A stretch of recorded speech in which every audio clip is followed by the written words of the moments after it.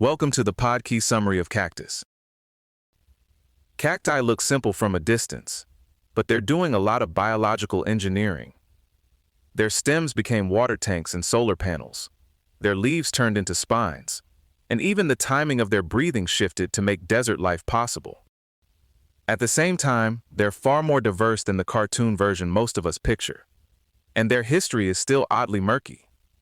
Add in bats, moths, food crops, ceremonial use, invasive disasters, and conservation trouble, and the cactus story gets much bigger than a spiky plant in a pot.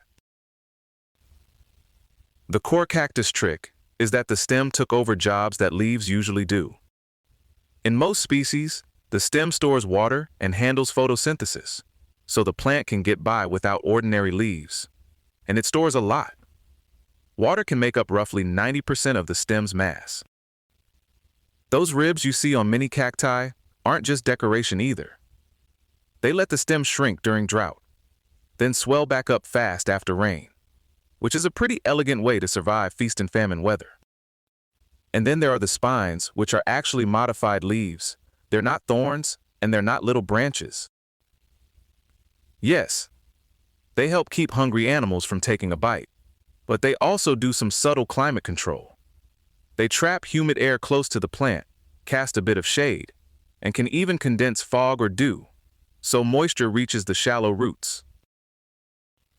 Most cacti also use a photosynthetic system called CAM, and this is one of those details that sounds technical until you hear what it actually means. Instead of opening their stomata during the day, they open them at night, when it's cooler and usually more humid. That lets them take in carbon dioxide while losing much less water.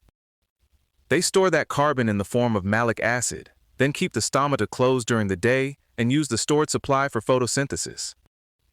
It's a great water-saving strategy, but it comes with a trade-off. Cacti conserve water really well, though they generally fix carbon more slowly and grow more slowly too. So a cactus isn't lazy, it's budgeting. Cacti also have an almost ridiculous range of forms. At one extreme, there's Blossfeldia lilliputiana, about a centimeter across. At the other, Pachyserius pringli can reach 19.2 meters tall as the tallest freestanding cactus.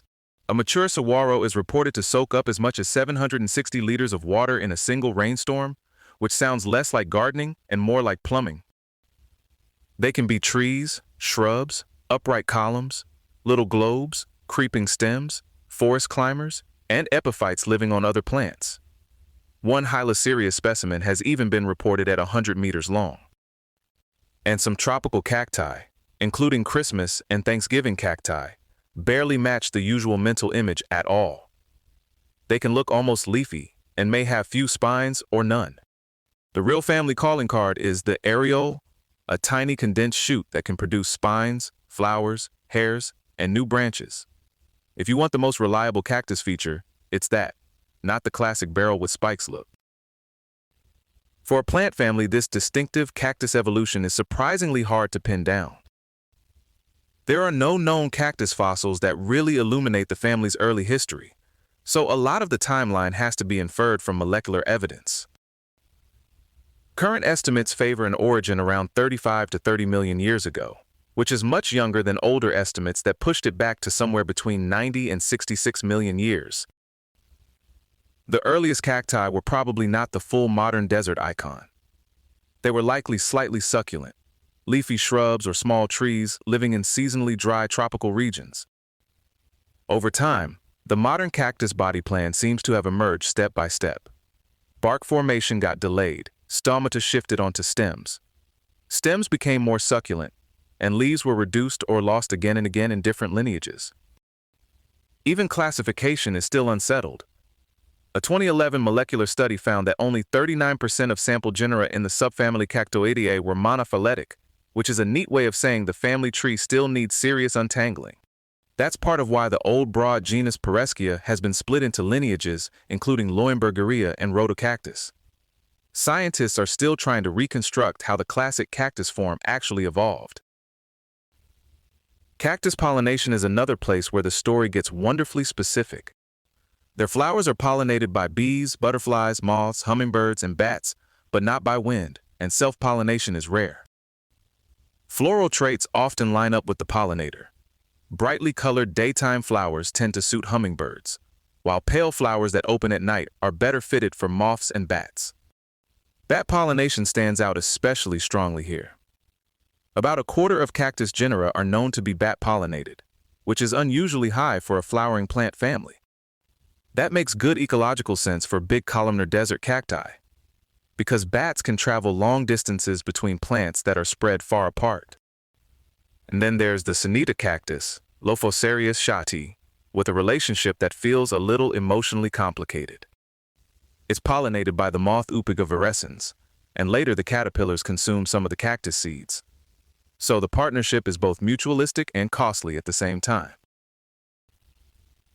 Cacti matter to people in a lot of different ways, from staple foods to spiritual practice to large-scale environmental headaches. A plenty of fruits and pads are widely eaten in Mexico, and saguaro fruit has long been important to indigenous peoples of the Sonoran Desert. The Mexican nopal industry alone was valued at about $150 million in 2007. Some species also have deep ceremonial and medicinal histories. Peyote and San Pedro cactus contain mescaline, and the record for peyote use goes back more than 5,500 years.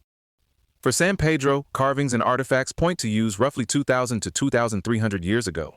Attempts to suppress these practices after the Spanish conquest largely failed. But people have also spread cacti into places where they became serious problems.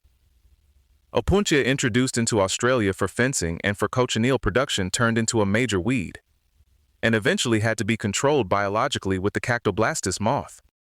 Back in their native habitats, plenty of cacti face the opposite problem: too much pressure and not enough protection.